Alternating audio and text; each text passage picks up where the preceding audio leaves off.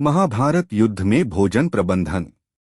महाभारत को हम सही मायने में विश्व का प्रथम विश्वयुद्ध कह सकते हैं, क्योंकि शायद ही कोई ऐसा राज्य था जिसने इस युद्ध में भाग नहीं लिया।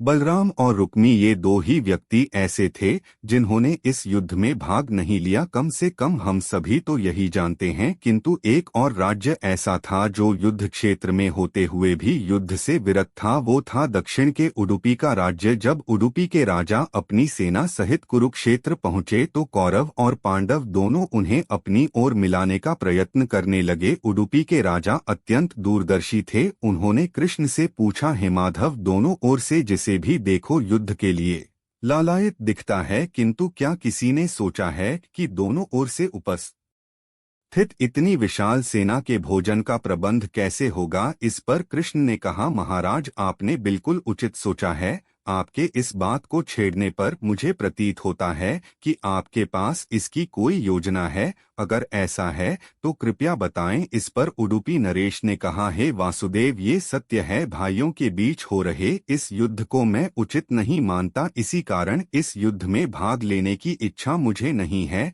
किंतु ये युद्ध अब टाला नहीं जा सकता। इसी कारण मेरी ये इच्छा है कि मैं अपनी पूरी सेना के साथ यहाँ उपस्थित समस्त सेना के भोजन का प्रबंध करूं। इस पर कृष्ण ने हर्षित होते हुए कहा, महाराज, आपका विचार अति उत्तम है। इस युद्ध में लगभग 50 लाख योद्धा भाग लेंगे, और अगर आप जैसे कुशल राजा उनके भोजन के प्रबंधन को देखेगा तो हम उस ओर से निश्चिंत ही रहेंगे। वैसे भी मुझे पता है कि सागर जितनी इस विशाल सेना के भोजन प्रबंधन करना आपके और भीमसेन के अतिरिक्त और किसी के लिए भी संभव नहीं है। भीमसेन इस युद्ध से विरत हो नहीं सकते। मेरी आपसे प्रार्थना है कि आप अपनी सेना सहित दोनों ओर की सेना के भोजन का भार संभालिए। इस प्रकार उडुपी के महाराज ने सेना के भोजन का प्रभार संभाला। पहले दिन उन्होंने उपस्थित सभी योद्धाओं के लिए भोजन का प्रबंध किया। उनकी कुशलता ऐसी थी कि दिन के अंत तक एक दाना अन्न का भी बर्बाद नहीं होता था। जैसे जैसे दिन बीतते गए योद्धाओं की संख्या भी कम होती गई।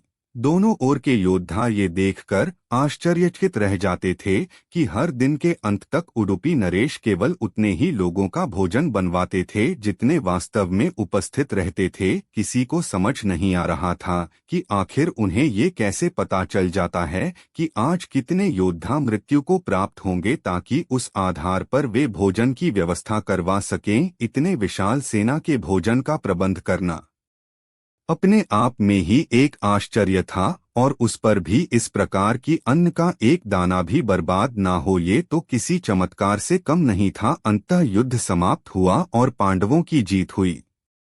अपने राज्याभिषेक के दिन आखिरकार युधिष्ठिर से रहा नहीं गया और उन्होंने उडुपी नरेश से पूछ ही लिया है, महाराज, समस्त देशों के राजा हमारी प्रशंसा कर रहे हैं कि किस प्रकार हमने कम सेना होते हुए भी उस सेना को परास्त कर दिया जिसका नेतृत्व पितामह भीष्म, गुरु द्रोण और हमारे ज्येष्ठ भ्राता कर्ण जैसे महारथी कर रहे थे। किंतु मुझे लगता है कि हम सबसे अधिक प्रशंसा के पात्र आप हैं, जिन्होंने न केवल इतनी विशाल सेना के लिए भोजन का प्रबंध किया, अपितु ऐसा प्रबंधन किया कि एक दाना भी अन्न का व्यर्थ न हो पाया। मैं आपसे इस कुशलता का रहस्य जानना चाहता हूँ। इस पर उडुपी नरेश ने हंसते हुए कहा, सम्राट, आपने जो इस युद्ध में विजय पाई है उसका श्रेय किसे देंगे? इस पर युधिष्ठिर ने कहा, श्री कृष्ण के अतिरिक्त इसका श्रेय और किसे जा सकता है? अगर वे ना होते तो कौरव सेना को परास्त करना असंभव था।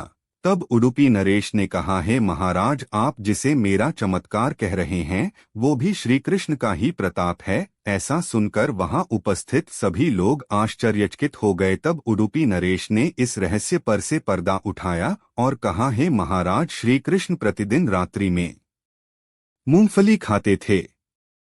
मैं प्रतिदिन उनके शिविर में गिनकर मूंगफली रखता था और उनके खाने के पश्चात गिनकर देखता था कि उन्होंने कितनी मूंगफली खाई है। वे जितनी मूंगफली खाते थे उससे ठीक 1000 गुना सैनिक अगले दिन युद्ध में मारे जाते थे। अर्थात अगर वे 50 मूंगफली खाते थे तो मैं समझ जाता था कि अगले दिन 50,000 योद्धा युद्ध में मारे जाएंगे। उसी अनुपात में मैं अगले दिन भोजन कम बनाता था। यही कारण था कि कभी भी भोजन व्यर्थ नहीं हुआ। श्री कृष्ण के इस चमत्कार को सुनकर सभी उनके आगे नतमस्तक हो गए। कर्नाटक के उडुपी जिले में स्थित कृष्ण मठ में ये कथा हमेशा सुनाई जाती है।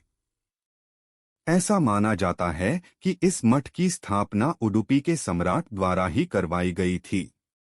जय श्री कृष्णा।